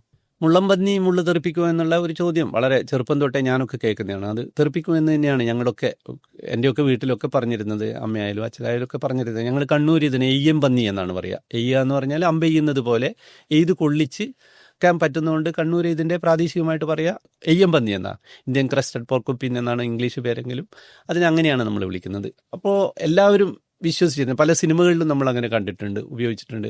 തെക്കൻ തല്ല് കേസ് എന്നൊക്കെ പറയുന്ന സിനിമയിൽ കാണിക്കുന്നുണ്ട്. ഒരു ചാക്ക് തുറന്നിട്ട് കാട്ടിൽ നിന്ന് വന്ന് അവിടെയുള്ള ഒരു ഗാർഡ് എല്ലാം പ്രാവശ്യവും ലീവിന് വരുമ്പോൾ ഓരോ ജീവികളെ അത്ഭുതങ്ങൾ നാട്ടുകാർ കാണിക്കുന്നുണ്ട്. അങ്ങനെ ഒരു പ്രാവശ്യം കാണിക്കുന്നത് ചാക്ക് തുറന്ന് എല്ലാവരും എത്തി നോക്കുന്ന ഒരു രംഗമാണ് കാണിക്കുന്നത്. ഒരു സെക്കൻഡ് നമ്മളെ അതിലൊരു മുള്ളംപന്നിയെ കാണിക്കും. പിന്നീട് കാണിക്കുന്ന ഇവരെല്ലാവരും ഒരു വൈദ്യശാലയിൽ പലരും ദേഹത്തൊക്കെ മരുന്ന് വെച്ച് കെട്ടുന്നതായിട്ടാണ്. അപ്പോൾ ആ നിമിഷം കൊണ്ട് ഒരു ചില്ല് വെടിച്ചില്ല് തെറിച്ചതുപോലെ ഇത് ശരീരത്തിൽ നിന്നും മുള്ളുകൾ മുഴുവൻ തെറിപ്പിച്ച് ആളുടെ ദേഹത്ത് കൊള്ളിച്ചു എന്നാണ് പലരും അങ്ങനെ തന്നെയാണ് ഇപ്പോഴും വിശ്വസിക്കുന്നത്. സത്യത്തിൽ അങ്ങനെ ഒരു കഴിവ് മുള്ളംപന്നിക്കില്ല. ഇത് ആരും പറഞ്ഞാൽ ആദ്യമൊന്നും വിശ്വസിക്കില്ല. അപ്പോൾ ഉടനെ പല യൂട്യൂബ് വീഡിയോകളിലും പല പുലികളുടെയൊക്കെ ദേഹത്ത് മുഖത്തൊക്കെ മുള്ളുകൊണ്ട ചിത്രങ്ങളൊക്കെ നമ്മൾ കാണിച്ചുകൊണ്ട് പറയും ഇതൊക്കെ പിന്നെ എങ്ങനെയാണ് താനെ വന്നതാണ്. താനെ വന്നതല്ല, ചോദിച്ചു വാങ്ങിയതാണ്. അതായത് ഏറ്റവും കൂടുതൽ കാടുകളിൽ പുലികളും കടുവകളും ഒക്കെ മരിക്കുന്നത് മുള്ളംപന്നിയെ കൊണ്ടാണ്, അല്ലാതെ വേറെ അതാണ് ഒരു അപ്പെക്സ് പ്രെഡേറ്റർമാർ. അവരുടെ കാലൻ പലപ്പോഴും മുള്ളംപന്നിയാണ്. മുള്ളംപന്നിയെ പിടിക്കാൻ പോകും, മുള്ളംപന്നി തിരിഞ്ഞു നിൽക്കും, പുറകുവശത്തെ ഉറപ്പുള്ള മുള്ളുകൾ കുത്തും. അത് കൊണ്ടു കഴിഞ്ഞു കഴിഞ്ഞാൽ അതിൻ്റെ ഒരു പ്രത്യേകതകൾ, അതിൻ്റെ എഡ്ജ് എന്ന് പറയുന്നത് ഉള്ളോട്ട് മുനകളുള്ളതാണ്, അതായത് ഊരാൻ പറ്റില്ല. അത് പിന്നീട് ഇതിന് വേദന കൊണ്ടൊക്കെ നമ്മുടെ മസിലുകൾ കോൺട്രാക്റ്റ് ചെയ്യുന്തോറും ഇത് വീണ്ടും വീണ്ടും ഉള്ളിലോട്ട് പോയിക്കൊണ്ടിരിക്കും, പുറത്തോട്ട് വരില്ല. അപ്പോൾ പുറമേ നിന്ന് വേറൊരാളുടെ സഹായം ഇല്ലാതെ ഈ മുള്ളൂരാൻ പറ്റില്ല. അപ്പോൾ നമ്മുടെ ദേഹത്തൊക്കെ കൊണ്ടു കഴിഞ്ഞാൽ നമുക്ക് വേറൊരാളുടെ സഹായം കൊണ്ട് അല്ലെങ്കിൽ നമ്മുടെ കൈ കൊണ്ട് നമുക്ക് ഊരാൻ പറ്റും. ഈ മൃഗങ്ങൾക്കൊന്നും അത് പറ്റില്ല. അത് പഴുത്ത് അങ്ങനെയാണ് പലപ്പോഴും കടുവകളും പുലികളും ഒക്കെ ചത്തുപോകുന്നത്. അപ്പം ഇതിന് അങ്ങനെ പറ്റുമായിരുന്നെങ്കിൽ നമ്മുടെ പല സ്ഥലങ്ങളിലും വലിയ അപകടങ്ങളുണ്ടാവും. ഒരിക്കലും മുള്ളംപന്നിക്ക് ആ കഴിവില്ല. അതിനെ തൊട്ട് കഴിഞ്ഞു കഴിഞ്ഞാൽ ഉടനെ തന്നെ ഊരിപ്പോകുന്ന വിധത്തിലുള്ള സംവിധാനവും ഉള്ളിലേക്ക് കയറി കഴിഞ്ഞു കഴിഞ്ഞാൽ അവിടെ ഹുക്ക് പോലെ കൊളത്തി ഉള്ളിലോട്ട് വീണ്ടും വീണ്ടും കയറാനുള്ള ഒരു സംവിധാനം മാത്രമാണ് മുള്ളംപന്നിക്കുള്ളത്. അപ്പം ഇത് നമ്മളെ എത്രയോ കാലമായിട്ടുള്ളൊരു വിശ്വാസമാണ്. അങ്ങനെ മുള്ളംപന്നി ആൾക്കാർക്കുള്ള പേടി ഇതുകൊണ്ടാണ്. അതുപോലെ ഒന്നാണ് ഉടുമ്പിനെ പറ്റിയിട്ട് നമ്മൾ പറയാം. ഉടുമ്പ് പിടിച്ചതുപോലെ എന്നുള്ള ഒരു പ്രയോഗം മലയാളത്തിലുണ്ട്. അതായത് അത് പിടിച്ചാൽ പിന്നെ വിടില്ല, അത് വാശി പോലെ നമ്മൾ എങ്ങനെയും അതിൽ നിന്നും ചില തീരുമാനങ്ങൾ ചില ആൾ കടുംപിടുത്തങ്ങൾ എടുക്കുമ്പോഴും പറയാറുണ്ട്. അപ്പോൾ ഇത് പണ്ട് ഉണ്ടായിരുന്ന ഒരു മിത്തായിട്ട് കണക്കാക്കുന്ന, ഇത് വളരെ വ്യാപകമായിട്ട് ഛത്രപതി ശിവജിയെ പറ്റിയിട്ട് പറയുമ്പോൾ അദ്ദേഹത്തിൻ്റെ കൊണ്ടാനക്കോട്ട കീഴടക്കാൻ വേണ്ടിയിട്ട് അദ്ദേഹത്തിൻ്റെ സേനാനായകൻ ഉപയോഗിച്ച ഒരു രീതി പറയുന്നുണ്ട്. അതായത് ഐശ്വന്തി എന്നു പേരുള്ള ഒരു വളർത്ത് ഉടുമ്പുണ്ടായിരുന്നു. അതിൻ്റെ അരയിൽ കയറി കെട്ടി കോട്ടയുടെ മുകളിലോട്ട് കയറ്റി വിട്ടു. അതിനെ പിടിച്ചുകൊണ്ട് പടയാളികൾ മുകളിലേക്ക് കയറി അങ്ങനെ കോട്ട കീഴടക്കിയായിട്ടാണ് പറയുന്നത്. ഇത് വളരെ വിശ്വസനീയമായിട്ട് തന്നെയാണ് പലരും വിചാരിക്കുന്നത്. അത് ശരിയായിരിക്കുന്നു. പക്ഷെ അങ്ങനെ പറ്റില്ല. അതായത് എത്ര വളർന്ന നമ്മുടെ വാരണസ് ബംഗാളൻസിസ് എന്നു പേരുള്ള നമ്മുടെ ഉടുമ്പിന് ഇങ്ങനെ ഒരു വലിയ മുതിർന്ന ഒരു മനുഷ്യൻ്റെ ഭാരം താങ്ങാനുള്ള കഴിവില്ല. പിന്നെ സാധ്യതയുള്ളത് അത്തരത്തിലുള്ള ഉടുമ്പുകളെ പ്രത്യേക പരിശീലനം കൊടുത്തിട്ട് മുകളിലെത്തി ഏതെങ്കിലും ഒരു ഉറപ്പുള്ള ഒരു സ്ഥലത്തിന് ചുറ്റും ഈ കയറ് പല പ്രാവശ്യം ചുറ്റി വരിഞ്ഞ് നിന്നുകൊണ്ട് അതിനെ പിടിച്ചുകൊണ്ട് കയറാനൊക്കെയുള്ള ചില സാധ്യതകൾ മാത്രമേ ഉള്ളൂ. അല്ലാതെ ഉടുമ്പിനെ പിടിച്ചുകൊണ്ട് ആർക്കും അങ്ങനെ കയറാൻ പറ്റില്ല. നമ്മളിപ്പോൾ പൊന്നാമ്പുരം കോട്ട എന്നൊക്കെ പറയുന്ന സിനിമയിലൊക്കെ, പഴയ മലയാള സിനിമകളിലൊക്കെ ഇങ്ങനെ എറിഞ്ഞുകൊണ്ട് അതിൻ്റെ മുകളിൽ കോട്ടയുടെ മുകളിലൊക്കെ കയറുന്നതായിട്ടും ഒക്കെ ചിത്രീകരിക്കാറുണ്ട്. ഇത് അതിശയോക്തിപരമായിട്ടുള്ള ഒരു കാര്യം മാത്രം. അതുപോലെ തന്നെയാണ് ഓന്തുകളെ പറ്റി പറയുമ്പോഴും. ഓന്തുകൾക്ക് നിറം മാറാൻ പറ്റുമെന്നുള്ളത് നമ്മൾ വളരെ സാധാരണമായിട്ട് വിശ്വസിക്കുന്നതാണ്. പക്ഷെ അങ്ങനെ ഓന്തുകൾക്ക് അവയുടെ ഇഷ്ടപ്രകാരം നിറം മാറാനൊന്നും പറ്റില്ല. ഒരു പച്ച ഇലകളുടെ ഇടയിൽ നിൽക്കുമ്പോൾ പച്ചയും, ഒരു ചെങ്കല്ലിൻ്റെ മുകളിലെത്തുമ്പോൾ ചുവപ്പ് കളറും, അല്ലെങ്കിൽ ഒരു മരത്തിൻ്റെ തടിയുടെ മുകളിലെത്തുമ്പോൾ അല്പം ഇരുണ്ട കളറിലേക്കൊന്നും അതിനങ്ങനെ മാറാൻ പറ്റില്ല. പൊതുവേ നമ്മൾ കാണുന്ന നമ്മുടെ നാട്ടിലുള്ള ഓന്ത് എന്ന് പറയുന്നത് ഗാർഡൻ ലിസാർഡ് എന്ന് പറയുന്ന ഓന്താണ്. വെർസി കളർ എന്നാണ് അതിൻ്റെ സ്പീഷീസ് നാമം. വെർസി കളർ എന്ന് പറഞ്ഞാൽ വ്യത്യസ്ത കളറുകൾ എന്ന് ഉണ്ടെങ്കിൽ ഉദ്ദേശിക്കുന്നത് പല കളറുകളിലെ മോഫുകൾ അവയെ കാണാമെന്നാണ്. കലോട്ടസ് എന്ന് പറയുന്ന വിഭാഗമാണ് ഈ തരത്തിലുള്ള ഓന്തുകൾ ഉണ്ടാകുക. ഇവയ്ക്കൊക്കെ ഉള്ളത് ക്രോമോഫോറുകൾ എന്ന് പറയുന്ന ഒരു തരം പിഗ്മെൻറ്റുകൾ അവയുടെ തൊലിയുടെ അടിയിലുണ്ട്, പല ലെയറുകളായിട്ട്. പല ലെയറുകളാണ് സാന്തോഫോറുകൾ, ഇറിഡിസെൻറ്റ്, ഇറിഡോഫോറുകൾ എന്നൊക്കെ പറഞ്ഞിട്ട് ഒരു 4 ലെയറുകളുണ്ട്. ഇവ ഒരു നാനോ ക്രിസ്റ്റലുകൾ പോലെയൊക്കെ ആയിരിക്കും. അവയുടെ ക്രമീകരണം ഇവർക്ക് വലിച്ചും ചുരുക്കിയും ഒക്കെ മാറ്റാൻ പറ്റും. അങ്ങനെ ഉണ്ടാകുമ്പോൾ അതിൽ ഉണ്ടാകുന്ന പ്രകാശം തട്ടിയിട്ട് പ്രതിഫലിക്കുന്നതിൻ്റെ വേവ് ലെങ്ത്തിൽ ചെറിയ മാറ്റങ്ങൾ വരുത്തിക്കൊണ്ട് ഈ കളറിൻ്റെ നമ്മൾ കാണുന്ന കാഴ്ചയുടെ കളറുകളിൽ ചെറിയ വ്യത്യാസം വരുത്തും. പക്ഷെ നമ്മൾ കരുതുന്നത് പോലെ വലിയ മാറ്റമൊന്നും വരുത്താനുള്ള കഴിവില്ല. ഇവയിൽ വളരെ ചെറിയ തോതിൽ മാത്രമേ മാറ്റാൻ പറ്റുള്ളൂ. അപ്പോൾ അത് തന്നെ ചെയ്യുന്നത് ക്യാമഫ്ലാഷിന് വേണ്ടിയാണെന്ന് നമ്മൾ പറയുമെങ്കിൽ, അതായത് ചുറ്റുപാടുകളിൽ നിന്നും തിരിച്ചറിയാൻ പറ്റാത്ത വിധത്തിലുള്ള രൂപം അതിന് അലിഞ്ഞു ചേരുന്ന വിധത്തിലാകാനാണ് സാധാരണ ഉപയോഗിക്കുക എന്ന് പറയുമെങ്കിൽ അങ്ങനെയല്ല എന്നാണ് പുതിയ പഠനങ്ങൾ. അതൊന്നും ഓന്ത് കൺസിഡർ ചെയ്യുന്നില്ല. അത് പ്രധാനമായിട്ടും ചിലപ്പോൾ തെർമൽ റെഗുലേഷന് വേണ്ടിയിട്ട്, അതായത് ചൂട് കൂടുകയും വെയിൽ കൂടുകയൊക്കെ ചെയ്യുമ്പോൾ, ഇവയൊക്കെ ശീതരക്ത ജീവികളാണ്. അപ്പോൾ ബാസ്കിങ് ചെയ്യുന്നത് ഇതിനു വേണ്ടിയിട്ടാണ്. വെയിലത്ത് വന്നിട്ട് നമുക്കറിയാം വേലിപ്പടർപ്പിൻ്റെ മുകളിലും ഒക്കെ ഓന്ത് വന്ന് നിൽക്കുന്നത് ചൂട് കൊള്ളാനാണ്. അപ്പോൾ അങ്ങനെയുള്ളപ്പോൾ ചൂട് കുറഞ്ഞ സമയത്തും ചൂട് കൂടിയ സമയത്തും ഇവയുടെ ഉള്ളിലുള്ള ചൂടിൻ്റെ അളവ് നിയന്ത്രിക്കാൻ വേണ്ടിയിട്ട് പുറത്തെ ഈ ഡെപ്തിനെ മാറ്റാൻ വേണ്ടി അവർക്ക് പറ്റും. പിന്നെയുള്ളത് സെക്ഷൽ സെലക്ഷന് വേണ്ടിയിട്ടാണ് പ്രധാനമായിട്ടും. ഓന്തുകൾ പെണ്ണോന്തുകളെ ആകർഷിക്കാൻ വേണ്ടിയിട്ടാണ്. ആണോന്തുകൾ, നമ്മൾ സാധാരണ കാണുന്ന ഓന്തുകളൊക്കെ അവയുടെ മുഖം, മേൽക്കൈ, കഴുത്തിൻ്റെ അടിഭാഗമൊക്കെ ചുവപ്പ് കളറാകുന്നത്. അതിനാണ് നമ്മൾ പലപ്പോഴും ഓന്ത് ചോര കുടിക്കുന്നത് പോലെ എന്നൊക്കെ പറഞ്ഞിട്ട് പണ്ട് ചെറുപ്പത്തിൽ എന്നെയൊക്കെ പേടിപ്പിച്ചിട്ടുണ്ട്. കുട്ടികളുടെയൊക്കെ ഈ പൊക്കിളൊക്കെ നമ്മൾ ഷർട്ട് ഇടാതെയൊക്കെ നടക്കുകയാണെങ്കിൽ അതിലൂടെ ഓന്ത് ചോര വലിച്ചു കുടിച്ചിട്ടാണ് അത് ചോക്കുന്നതെന്ന് പറഞ്ഞ് പേടിപ്പിക്കുമായിരുന്നു. അപ്പോൾ ഓടി നമ്മൾ അല്ലെങ്കിൽ പൊക്കിൾ പൊത്തിപ്പിടിച്ചുകൊണ്ട് ഓടുമായിരുന്നു. യഥാർത്ഥത്തിൽ അത് പെണ്ണോന്തിനെ കാണിക്കാൻ വേണ്ടിയിട്ട് അവയുടെ മേറ്റിംഗ് പീരീഡുകളുടെ സമയത്ത് അവ മാറ്റുന്ന അവയുടെ ശരീരത്തിൽ വരുത്തുന്ന ഒരു കളർ ചേഞ്ച് മാത്രം, അല്ലാതെ ഇത് ഇങ്ങനെ കളർ ചേഞ്ച് ചെയ്യാനോ സാഹചര്യത്തിനനുസരിച്ചിട്ട് മാറാനോ അല്ല. അതിൽ കെമിലോണുകൾ എന്ന് പറയുന്ന ഒരു തരം ഓന്തുകളുണ്ട്. ഓന്തെന്ന് നമ്മൾ വിളിക്കുന്നതാണ്. ഇതൊരു വേറെ തന്നെ ഒരു ജീവവർഗ്ഗമാണ്. അവയുടെ പ്രത്യേകത അവയുടെ കണ്ണ് പല ഭാഗത്തേക്കും തിരിക്കാൻ പറ്റുന്നത്. അത് വരണ്ട പ്രദേശങ്ങളിൽ പാലക്കാടൊക്കെ മാത്രം ഉള്ളതാണ്. അവർക്ക് കുറച്ചുകൂടി അവയുടെ കളറിൽ വ്യത്യാസം വരുത്താനുള്ള കഴിവുണ്ട്. എങ്കിലും അത് നമ്മൾ കരുതുന്നത് പോലെ, നമ്മൾ രാഷ്ട്രീയക്കാരെയൊക്കെ ചിലപ്പോൾ പറയാറുണ്ട്, അതായത് ഓന്തിനെ പോലെ നിറം മാറുക, അല്ലെങ്കിൽ അഭിപ്രായങ്ങൾ പെട്ടെന്ന് നേരെ തിരിച്ചിട്ടുള്ള അഭിപ്രായത്തിലേക്ക് മാറുന്ന പോലെ അങ്ങനെയൊന്നും മാറാനുള്ള കഴിവ് ഓന്തുകൾക്കില്ല. കഴുതകൾക്ക് ബുദ്ധിയില്ല എന്ന് പറയുന്ന അത് നമ്മൾ പൊതുജനം കഴുത എന്നൊക്കെ നമ്മളെപ്പോഴും പലപ്പോഴും ചില TV പ്രോഗ്രാമുകളിലൊക്കെ പൊതുജനം കഴുതിയല്ല സാർ എന്നൊക്കെ പറഞ്ഞിട്ട് നമ്മൾ ഉപയോഗിക്കാറുണ്ട്. അതായത് കഴുത എന്ന് പറയുന്ന ജീവി ഒരു മണ്ടനാണ് എന്നുള്ള ഒരു മുൻവിധി നമുക്കുണ്ട്. അത് പലപ്പോഴും ഉണ്ടായിരിക്കുന്നതെന്ന് വെച്ചാൽ കഴുതകൾ ഇടിച്ചാലും തള്ളിയാലും ഒന്നും പോകാതിരിക്കുക, അപ്പോൾ ഒരേ സ്ഥലത്ത് തന്നെ നിൽക്കുക ഒക്കെ ചെയ്യുന്നതുകൊണ്ടൊക്കെ ആൾക്കാർ ഇട്ട പേരായിരിക്കും. സത്യത്തിൽ അത് ഒരു അതിജീവനത്തിൻ്റെ, അതിൻ്റെ പരിണാമപരമായിട്ടുള്ള ഒരു കഴിവാണത്. അത് ആർജിച്ച കഴിവാണ്. നമുക്ക് മറ്റ് ജീവികളെ പോലെ പെട്ടെന്ന് ഓടിപ്പോകാനുള്ള കഴിവില്ല, വേറെ ഏതെങ്കിലും വിധത്തിൽ ആക്രമിക്കാനുള്ള കഴിവില്ല, ഒന്നുമില്ലാതുകൊണ്ട് തന്നെ ഇവ സാധാരണഗതിയിൽ എന്തെങ്കിലും വെള്ളമോ തീയോ അല്ലെങ്കിൽ തിളങ്ങുന്ന വസ്തുക്കളെയോ ഒക്കെ കണ്ടു കഴിഞ്ഞാൽ, അപകടം മണത്ത് കഴിഞ്ഞാൽ അവ ഒറ്റ നിൽക്കുകയാണ് ചെയ്യുക. അതാണ് അവയുടെ അതിജീവനത്തിൻ്റെ ഒരു തന്ത്രം. അത് കണ്ടിട്ട് നമ്മളിത് മടിയനാണെന്നൊക്കെ വിളിക്കും.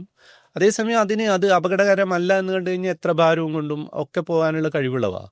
കൂടാതെ ഇവ നമ്മൾ കരുതുന്ന പോലെ ഓർമ്മയില്ലാത്തതോ ചിന്താശക്തി ഇല്ലാത്തതോ ഒന്നുമല്ല.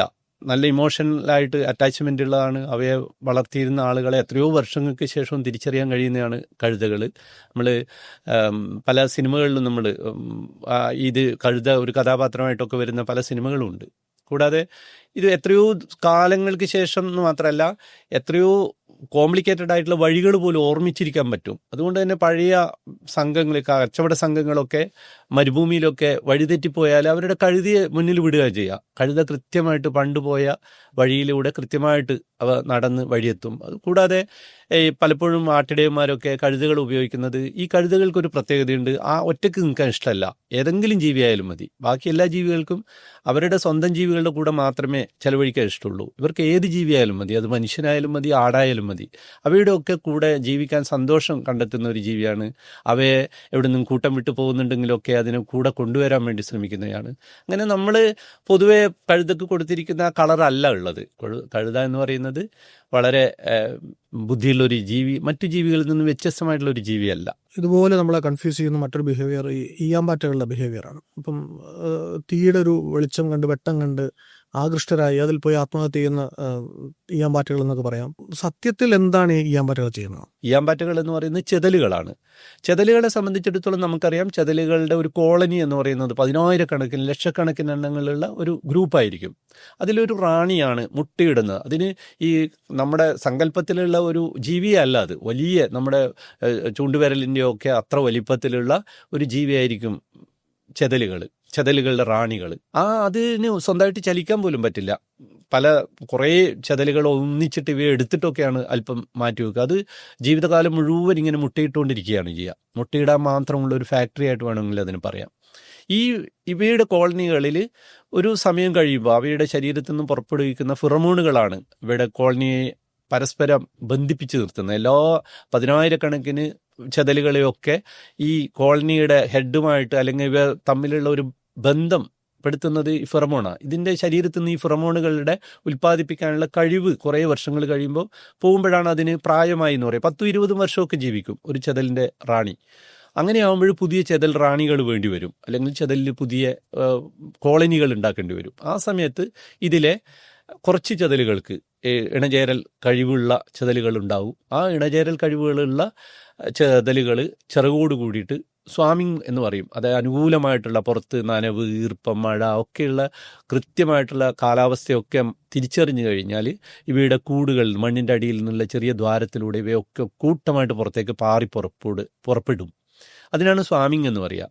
അങ്ങനെ പോയിട്ട് വേറൊരു കോളനിയിൽ ഇതേപോലെ ശലഭങ്ങളുമായിട്ട് അല്ലെങ്കിൽ ആൺചെതലുകളുമായിട്ട് ചേർന്ന് പുതിയ കോളനികൾ ഉണ്ടാക്കും. ഈ 10,000-കണക്കിന് എണ്ണം പാറിപ്പോയാലും അതിൽ 1-2 ഒക്കെ സക്സസ് ആവുള്ളൂ. എന്നിട്ട് അവ പുതിയൊരു കോളനി വേറൊരു സ്ഥലത്ത് തുടങ്ങും. അപ്പോൾ ഇതിനു വേണ്ടിയിട്ടുള്ള ഒരു ശ്രമം മാത്രമാണത്. അതിൻ്റെ ഇടയിൽ തീയുടെ അടുത്തേക്കോ അല്ലെങ്കിൽ പ്രകാശത്തിൻ്റെ അടുത്തേക്കോ എത്തുന്നത് ഈ പറഞ്ഞ ഇരുളിൽ നിന്നും പുറത്തേക്ക് വരുമ്പോഴുണ്ടാകുന്ന കൂടുതൽ പ്രകാശമാനമായ ഒരു സ്ഥലത്തേക്ക് പോവുക. അതായത് കുറച്ചും കൂടി കോളനിയോട് തൊട്ടടുത്ത് തന്നെ ഒരു പുതിയ കോളനി ഉണ്ടായാൽ വിഭവങ്ങൾ കിട്ടാൻ അവർക്ക് കോമ്പറ്റീഷൻ വരും. കഴിഞ്ഞ മറ്റേ കോളനിയിലുള്ള ആൾക്കാർക്ക് കിട്ടേണ്ട വിഭവമാണ് ഇവരും ശേഖരിക്കേണ്ടത്. അതുകൊണ്ട് പരമാവധി ദൂരത്തേക്ക് പോവുക എന്നുള്ളതാണ് കോളനി ഉണ്ടാക്കാൻ വേണ്ടി ശ്രമിക്കുക. അതിന് മിനിമം ദൂരത്തേക്ക് പറക്കാൻ ശ്രമിക്കുകയാണ്. ആ ദൂരത്തിൻ്റെ ധാരണയ്ക്ക് വേണ്ടിയിട്ടാണ് ഇവ പ്രകാശത്തെ കണക്കാക്കുന്നത് രാത്രികളിൽ. അതിൻ്റെ ഭാഗമായിട്ടാണ് ഈ പറക്കുന്നത്, അല്ലാതെ വിളക്ക് കണ്ടിട്ടല്ല. ഈ പ്രാണികളെ പറ്റി, പരിസ്ഥിതിയെ പറ്റിയൊക്കെ പറയുകയും എഴുതുകയും മാത്രമല്ല, നിരവധി യാത്രകൾ കൂടി നടത്തുന്ന ആളാണ്. അപ്പം ഇത്തരത്തിലുള്ള പല യാത്രകളും നടത്തിയതിൻ്റെ എഴുത്തുകളും നമ്മൾ കണ്ടിട്ടുണ്ട്. അപ്പോൾ ആ കൂട്ടത്തിൽ നോർത്ത് ഈസ്റ്റിലെങ്ങാണ്ട് യാത്ര പോയിട്ട് ഒരിക്കൽ പൂമ്പാറ്റ അന്വേഷിച്ച് പോയിട്ട് ഒരു പ്രളയത്തിൽപ്പെട്ട കഥ നമ്മളൊക്കെ എഴുതി കണ്ടിട്ടുള്ളതാണ്. അതേക്കുറിച്ച് പറയാമോ? അത് സിക്കിമിലായിരുന്നു. നോർത്ത് സിക്കിമിൽ പോയ ഒരു യാത്രയായിരുന്നു. നോർത്ത് സിക്കിമിൽ നമ്മുടെ തിബറ്റൻ ബോർഡറിലൊക്കെയുള്ള സ്ഥലങ്ങൾ, ഗുർദോങ്മാർ ലേക്കൊക്കെ ഉള്ളത്, അത് ഗ്ലേഷ്യർ ലേക്കുകളാണ്. ഏറ്റവും ലാച്ചുങ് എന്നൊക്കെ പറയുന്ന പ്രദേശങ്ങളൊക്കെയുള്ള സ്ഥലമാണ് അവിടെ. 0 പോയിൻ്റ്, കാലപത്തർ എന്നൊക്കെ പറയുന്ന വളരെ റിമോട്ടായിട്ടുള്ള സ്ഥലങ്ങളാണ്. അവിടേക്ക് എത്തുക എന്ന് പറയുന്നത് കുറച്ച് വിഷമമുള്ള സ്ഥലമാണ്. അപ്പോൾ അങ്ങനെ പോയപ്പോൾ ഞങ്ങൾ പൂമ്പാറ്റയൊക്കെ കിട്ടി. നമുക്ക് എത്രയും തണുപ്പുള്ള ഒരു പ്രദേശത്ത് പോലും പൂമ്പാറ്റകളെ കാണുക എന്ന് പറയുന്നത് വളരെ കൗതുകരമായിട്ടുള്ള കാര്യമാണ്. ഞങ്ങൾ 4 പേരാണ് പോയിരുന്നത്. ഞാൻ, കൊയിലാണ്ടിയുള്ള VK ചന്ദ്രശേഖരൻ എന്ന് പറയുന്ന പൂമ്പാറ്റകളുടെ ഒരു വലിയ എക്സ്പെർട്ടാണ്. ഏറ്റവും കൂടുതൽ എനിക്ക് തോന്നുന്നത് ലൈഫ് സൈക്കിളുകൾ, പൂമ്പാറ്റകളുടെ ലൈഫ് സൈക്കിൾ ചെയ്ത ഒരാളാണ്. അതേപോലെ കോയമ്പത്തൂരുള്ള ഹരീഷ് മല്യ, ബംഗാളിയായ ദബാശിഷ് മുഖർജി, ഞാനും, ഞങ്ങൾ 4 പേര് കൂടിയിട്ടാണ് പോയത്. ഞങ്ങൾ ഗുർദോങ്മാർ ലേക്ക് എന്ന് പറയുന്നത് ഗ്ലേഷ്യർ ലേക്കാണ്, മഞ്ഞ് ഉരുകിയിട്ട് അവിടെ കെട്ടിക്കിടക്കുന്നത്. അതൊക്കെ കണ്ടതിന് ശേഷം യുങ്താങ് എന്ന് പറയുന്ന സ്ഥലത്തേക്ക് തിരിച്ചു വരുന്നതാണ്. തിരിച്ചു വന്നാൽ അവിടെ ഒരു അണക്കെട്ടുണ്ട്. നമ്മുടെ സിക്കിമിലെ തന്നെ ഏറ്റവും പ്രധാനപ്പെട്ട ഒരു അണക്കെട്ടാണ്. അവിടെ അതിൻ്റെ അടുത്ത് ഒരു സ്ഥലത്ത് ഞങ്ങളന്ന് താമസിക്കും. അതിന് കുറച്ച് റോഡിൻ്റെ മുകളിലായിട്ടുള്ള ഒരു സ്ഥലത്ത് താമസിക്കുന്നതിൻ്റെ ഇടയിലാണ് വലിയ തോതിലുള്ള അന്ന് രാത്രി അവിടെ ചെറിയ ഒരു ഭൂചലനം നടന്നിരുന്നു. അതിൻ്റെ ഭാഗമായിട്ട് അവിടെയുള്ള ഒരു ലേക്ക്, ഇതുപോലെയുള്ള ഒരു ഗ്ലേഷ്യർ ലേക്ക് പൊട്ടിയിട്ട് അവിടെയുള്ള വെള്ളം മുഴുവൻ തിസ്ത നദിയിലൂടെ താഴോട്ട് വന്ന് ഈ അണക്കെട്ട് നമുക്ക് ഇവിടെ നമ്മുടെ ഇടുക്കി ഡാം എന്നൊക്കെ പറയുന്നത് പോലെ സിക്കിമിന് മൊത്തം വൈദ്യുതി ഉണ്ടാക്കുന്ന ഒരു ഡാമായിരുന്നു. അതങ്ങ് പൊട്ടിപ്പോയി. അത് പൊട്ടി താഴോട്ടുള്ള അതിൻ്റെ താഴെ തിസ്തയിലുള്ള പല പാലങ്ങളും ഒക്കെ ഒഴുകിപ്പോയി. രാത്രി ഞങ്ങൾ വലിയൊരു ശബ്ദം കേട്ടിട്ടാണ് ഞങ്ങൾ ഞെട്ടി ഉണരുന്നത്. അതായത് കുറച്ച് മണിക്കൂർ മുമ്പ് വരെ കുഞ്ഞ് ടൗണാണ് അവിടെ ഉണ്ടായിരുന്നത്. ഞങ്ങൾ നോക്കുമ്പോൾ ഇരുട്ടായതുകൊണ്ടൊന്നും മനസ്സിലാകുന്നില്ല. രാവിലെ ആയപ്പോൾ ഞങ്ങൾക്ക് മനസ്സിലായി ഇത് മുഴുവൻ തീർന്നെന്ന്. കംപ്ലീറ്റ് ഡാം പോയി, അതിൻ്റെ താഴെയുള്ള റോഡുകൾ മുഴുവൻ ഒഴുകിപ്പോയിരിക്കുന്നത്. അപ്പം ഞങ്ങൾ എങ്ങനെയെങ്കിലും ഞങ്ങൾക്ക് നാടെത്തിയേ പറ്റൂ. അപ്പം ഞങ്ങൾ നടന്ന് ഒരു പാലത്തിൻ്റെ അടുത്തെത്തി പാലത്തിലേക്ക് കയറാൻ വേണ്ടിയിട്ട് ശ്രമിക്കുക. പാലം കടന്ന് തിസ്ത അപ്പുറം കടന്നാൽ എങ്ങനെയെങ്കിലും ഗാങ്ടോക്കിലേക്ക് എത്താൻ പറ്റൂ. അപ്പോൾ ഞങ്ങളുടെ വണ്ടി കടത്താൻ പറ്റുന്ന വിധത്തിലല്ല പാലം. വലിയ ഒരു ഇരുമ്പ് പാലമാണ്. മിലിറ്ററിയുടെ മുഴുവൻ ട്രക്കുകളൊക്കെ പോയിക്കൊണ്ടിരുന്ന പാലമാണ്. അതിൻ്റെ ഒരു ഭാഗം കുറച്ച് പോയിട്ടുണ്ട്. എങ്കിലും എങ്ങനെയെങ്കിലും നടന്ന് കടക്കാൻ പറ്റുമെന്നുള്ള ഒരു പ്രതീക്ഷയിൽ ഞങ്ങൾ അവിടെ എത്തി. പക്ഷേ ഞങ്ങൾ കയറാൻ നോക്കിയപ്പോഴും ഒരു പോലീസുകാരൻ അവിടെ ഉണ്ടായിരുന്നു. അയാൾ ഓടി വന്നിട്ട് പറഞ്ഞു കടക്കാൻ പറ്റില്ല എന്നൊക്കെ പറഞ്ഞു.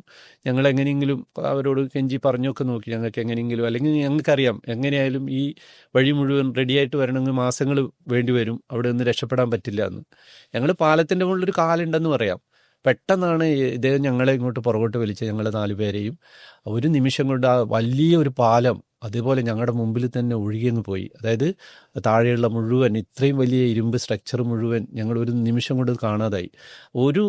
ആ പോലീസുകാരന് എത്താൻ ഒരു അരമിനിറ്റെങ്കിലും വൈകിയിരുന്നെങ്കിലും ഞങ്ങളുടെ ബോഡി ഒരിക്കലും കിട്ടില്ലായിരുന്നു. അതായത് പിന്നീട് പോയിട്ട് ഈ സ്ലെറികൾ മുഴുവൻ അടങ്ങിയിട്ട് താഴെയുള്ള ഗാങ്ടോക്കിൻ്റെ അപ്പുറത്തുള്ള ഒരു കുഞ്ഞ് ടൗണ് മുഴുവനായിട്ടും 2 നില കെട്ടിടങ്ങൾ അടക്കം അതിൻ്റെ അടിയിലായിരുന്നു ഉണ്ടായിരുന്നത്. എത്രയോ നമ്മുടെ ട്രക്കുകളൊക്കെ, മിലിറ്ററിയുടെ ട്രക്കുകൾ ഒന്നും പിന്നീട് കിട്ടുകയും ചെയ്തിട്ടില്ല. അത്രക്കും വലിയൊരു ഗുരുതരമായിട്ടുള്ളൊരു സ്ഥലത്ത് ഞങ്ങൾ ജീവിതം ശരിക്ക് കിടുങ്ങിപ്പോയൊരു സമയമായിരുന്നു എനിക്കത്. അതിന് ശേഷം ഞങ്ങൾ കുറേ ദൂരങ്ങൾ കാട്ടിലൂടെ ഈ ഞങ്ങളുടെ ബാഗും ക്യാമറകളും ഒക്കെ വണ്ടി അവിടെ ഉപേക്ഷിക്കേണ്ടി വന്നു. എല്ലാം വെച്ചുകൊണ്ട് മഴയത്ത് നടന്ന് ദിവസം മുഴുവൻ നടന്നിട്ടാണ് ഞങ്ങൾക്ക് പിന്നീടൊരു വളരെ ദൂരെ തിസ്തക്ക് കുറുകെയുള്ള ഒരു കമ്പിപ്പാലം, പണ്ട് ഉപേക്ഷിച്ച ഒരു കമ്പിപ്പാലം, അത് കുറേ ഉയരത്തിലൂടെയായിരുന്നു, അതിലേക്ക് കൂടി കടക്കാൻ പറ്റിയത്. അപ്പോൾ അവിടെയുള്ള ഗ്രാമീണരൊക്കെ ഞങ്ങളുടെ ബാഗൊക്കെ എടുക്കാൻ വേണ്ടി സഹായിച്ചു. അങ്ങനെ ഒന്നും ഭക്ഷണമില്ലാതെ നടന്ന് ക്രോസ് ചെയ്ത് പിന്നീട് കഷ്ടപ്പെട്ട് ഇങ്ങനെയൊക്കെയോ ഗാങ്ടോക്കിലെത്തി. അപ്പം ജീവിതത്തിലൊരു മറക്കാൻ പറ്റാതെ, ഗാങ്ടോക്കിലും ഞങ്ങൾ പിന്നീടും കുറേ ദിവസം നിൽക്കേണ്ടി വന്നു. ഗാങ്ടോക്കിന് താഴോട്ടുള്ള സിലിഗുരിയിലേക്കൊക്കെ വരാനുള്ള വഴികളൊക്കെ റോഡ് മുഴുവൻ നശിച്ചിട്ടായിരുന്നു ഉണ്ടായിരുന്നത്. അപ്പോൾ ആ ഒരു ജീവിതത്തിലെ ഇത്തരത്തിലൊരു കുടുങ്ങിപ്പോകുമെന്ന് ഒരിക്കലും വിചാരിക്കാത്തൊരു സംഭവമായിരുന്നു അത്. ഒരു പ്രാണികളെ അന്വേഷിച്ച് പോയിട്ട് പ്രാണൻ പോകുന്ന ഒരവസ്ഥ അവിടെ അടുത്തെത്തിയിരുന്നു അന്ന്. ഒരു സൈഡിൽ കൂടെ നമ്മൾ ഈ കൺസർവേഷനെ കുറിച്ച് സംസാരിക്കുന്നു, പ്രാണികളോടുള്ള ഇഷ്ടം പറയുന്നു, മൃഗങ്ങളോട് സ്നേഹമുണ്ടെന്ന് പറയുന്നു. പക്ഷേ വിജയകുമാർ ബ്ലാത്തൂർ അതേ സമയത്ത് വിവാദത്തിൽപ്പെട്ടുള്ള ഒരു സ്റ്റേറ്റ്മെന്റ് എന്ന് പറഞ്ഞാൽ ലിമിറ്റഡ് കള്ളിങ് ചില സ്പീഷീസിന്റെ കാര്യത്തിൽ വേണ്ടിവരും എന്നുള്ളൊരു സജഷൻ പറയുന്നതിലൂടെയാണ്. അപ്പം അതിലൊരു ഡബിൾ സ്റ്റാൻഡേർഡ് ഉണ്ടോ? ഇല്ല, ഡബിൾ സ്റ്റാൻഡേർഡ് ഇല്ല. കൺസർവേഷൻ എന്ന് പറയുന്നത് എപ്പോഴും ഒരു സ്പീഷീസിന് ആയിട്ടാണ് നമ്മൾ കൺസർവേഷൻ പറയുമ്പോഴെപ്പോഴും പറയും. അതായത് അതിൻ്റെ എണ്ണം കൂടി ഒരു പ്രധാനമാണ് നമ്മളെ സംബന്ധിച്ചിടത്തോളം. ഏതെങ്കിലും ഒരു സ്പീഷീസ് എണ്ണം കൂടുകയാണെങ്കിൽ, മനുഷ്യൻ്റെ എണ്ണം കൂടുകയാണെങ്കിൽ നമ്മൾ എന്താണ് ചെയ്യുന്നത്?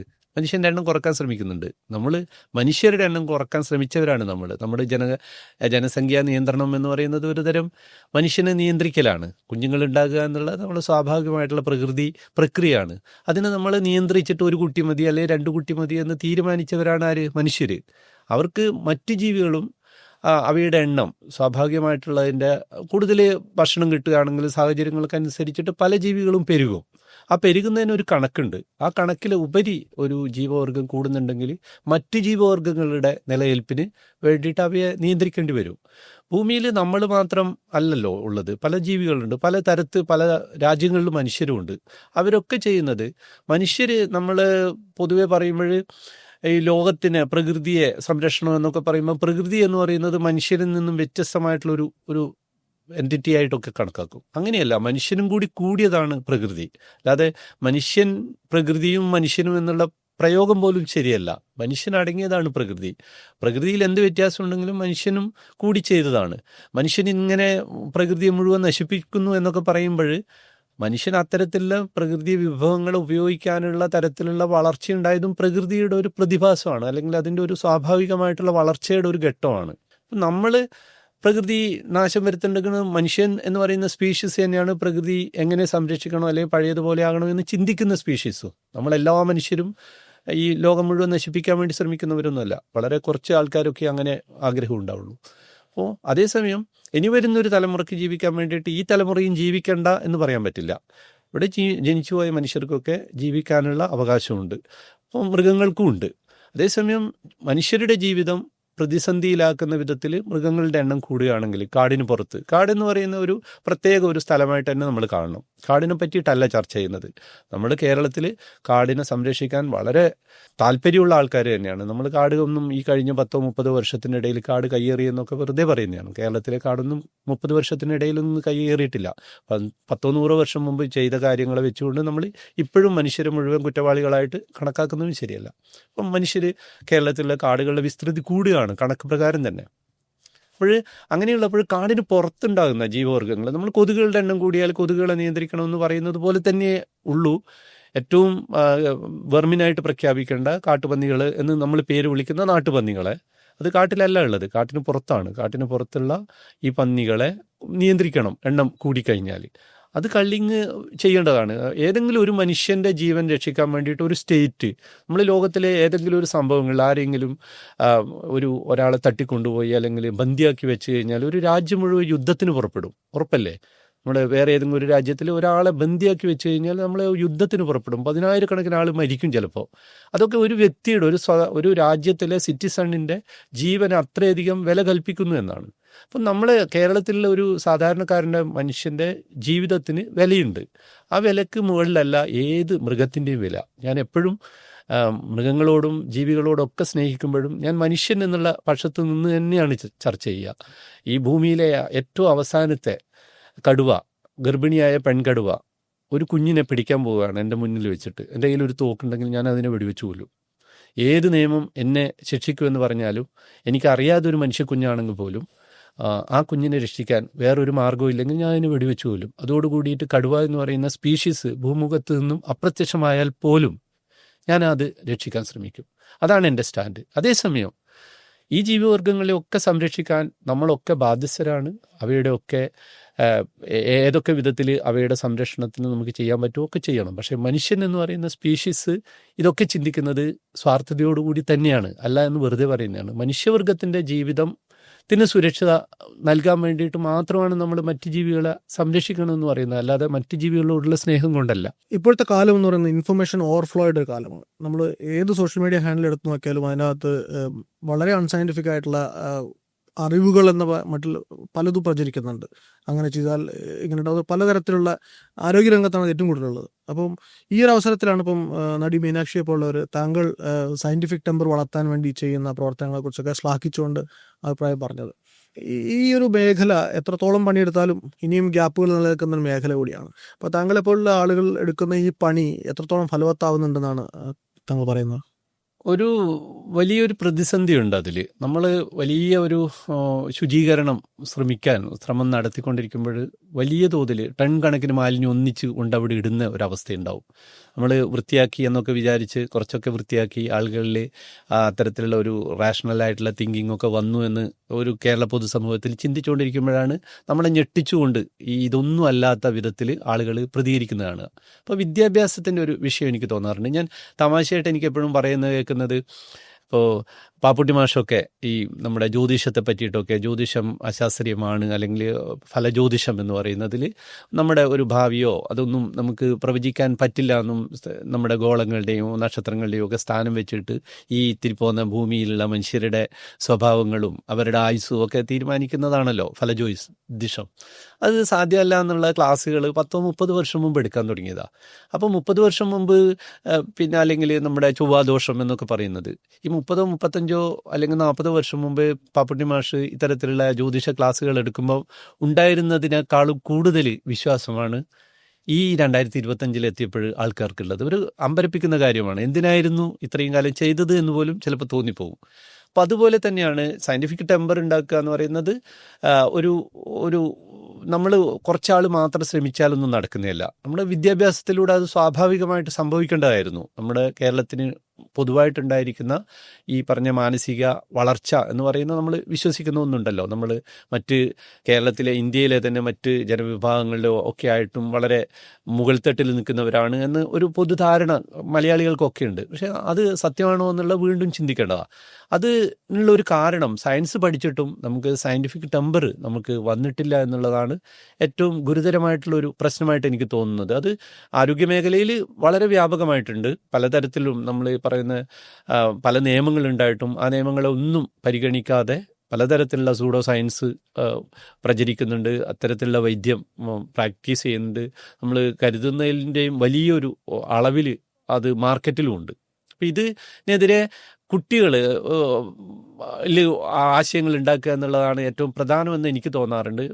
ഇപ്പോഴ് നമ്മൾ പറഞ്ഞ മീനാക്ഷിയെ പോലെയുള്ള ചിലപ്പോൾ അവരെയൊക്കെ ഒരു സെലിബ്രിറ്റി ഒരു സ്റ്റാറ്റസിലേക്ക് കൂടി ഉയരുന്ന തരത്തിലുള്ള ഒരു താരങ്ങളെ പോലെയുള്ളവരാണ്. അവരൊക്കെ ഇത്തരത്തിലുള്ള ഒരു ചർച്ചകളെ തുടങ്ങി വെച്ചത് ഒരു നല്ല സൂചനയായിട്ടും എനിക്ക് തോന്നുന്നു.